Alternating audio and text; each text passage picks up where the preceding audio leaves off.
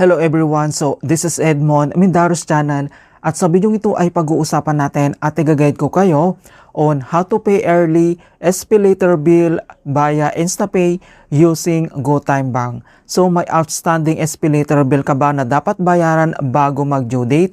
At nasubukan mo na bang gamitin ang GoTime Bank sa pag-settle ng iyong bill?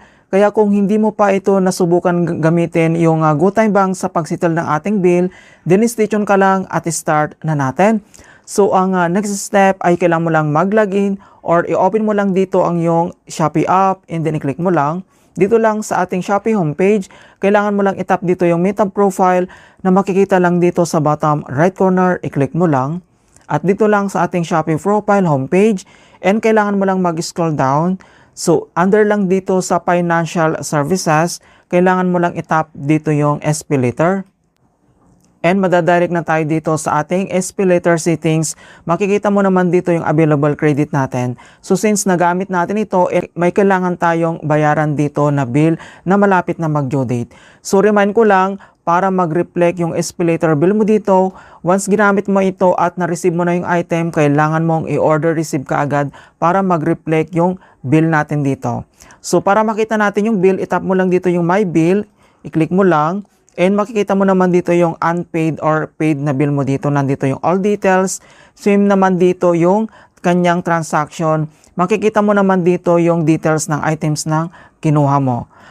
And dito naman sa SPayLater, ang due date natin dito ay every 15 of the month. So since malapit na and kailangan natin itong bayaran and per early, pwede naman yan.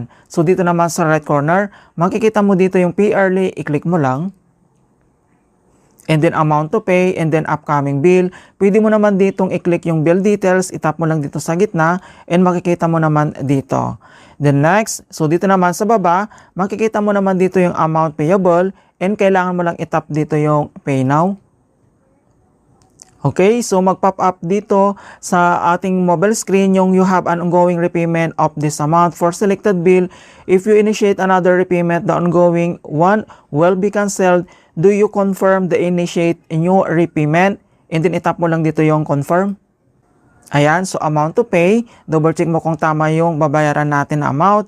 And then dito naman sa baba, itap mo lang dito yung pay in full.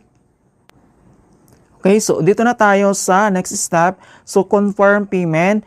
And then, dito naman ay pwede mong i-click dito yung view all method na pwede natin gamitin. So, pwede mong gamitin dito yung Shopee Pay kung mayroong laman yung Shopee Pay balance mo, Maribank, yung payment center, e-wallet. So, nandito naman yung other gamitin natin na payment center, 7-Eleven, nandito. So, mag-scroll down ka lang and select mo lang dyan kung ano yung available na pwede mong gamitin. So, over the counter, pwede rin yan. So, nandito naman yung mga over the counter natin na pwede natin pagpilian.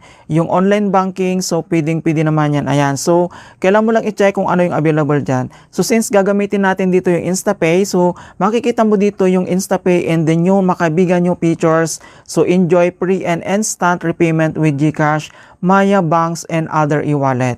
Okay, so dito naman sa right corner, kailangan mo lang select dito yung kanyang circular icon. Ayan, so once na-select mo na dito yung InstaPay, and then dito naman sa baba, itap mo lang dito yung Pay Now. And then next step, so payment and total payment. So gagamitin natin dito yung InstaPay QR code dahil wala po itong bayad yung kanyang transaction fee.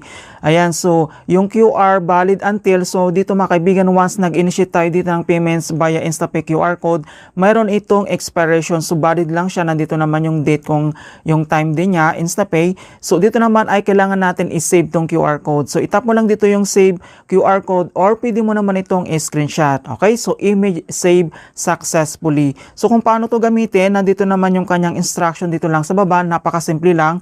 So tap on save QR code or screenshot this page, open the e-wallet or mobile banking app on your device, pay via QR code. After successful payment, your repayment will update in real time.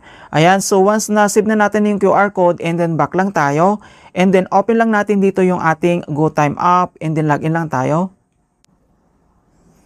At once nakapag-login na tayo dito sa ating GoTime app, dito lang sa ating GoTime profile homepage, and then kailangan mo lang itap dito yung scan QR code, i-click mo lang.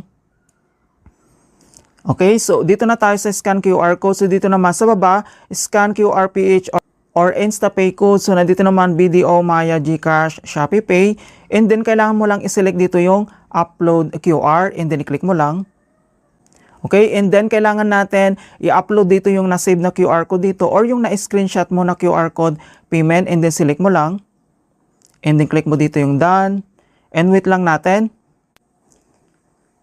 And another step, dito na tayo sa 2C Money Credit Shopee Pay Philippines. So, available balance and then makikita mo kaagad dito yung SPayLater bill natin na dapat bayaran. Mga kaibigan, nag-reflect kaagad dito. So, the amount from the QR code can be changed mga kaibigan. Alright, kapag okay na, dito lang sa baba, itap mo lang dito yung next. Okay, so next step, so pay this amount. Ito yung SPayLater bill natin. Alright, and then makikita mo naman dito na wala po itong transaction fee zero mga kaibigan. Alright, and then dito naman sa baba, basahin mong mabuti ito na please check the transaction details are correct before proceeding. We can reverse these transactions. Kapag may mali dito mga kaibigan, wala itong reverse mga kaibigan. Okay, kapag okay na, kailangan mo lang itap dito yung pay now. And next step, kailangan lang tayo mag-biometric authentications para ma-authorize natin dito yung transactions or enter mo lang dito yung GoTime PIN and then scan lang natin dito sa mobile screen. Okay, so processing transactions paid. Okay, ang bilis talaga.